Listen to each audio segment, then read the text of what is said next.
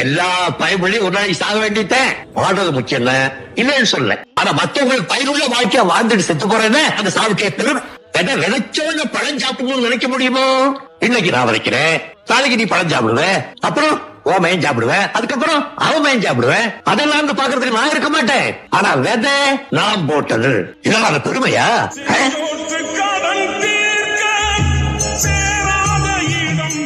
Among the artists, I am the only happiest family man. When I was very young, I miss my wife, my children.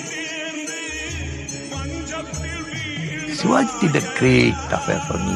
Big name in our society, like Shivaji. Shivaji is a great warrior. So the Shivaji name, he put, this thing.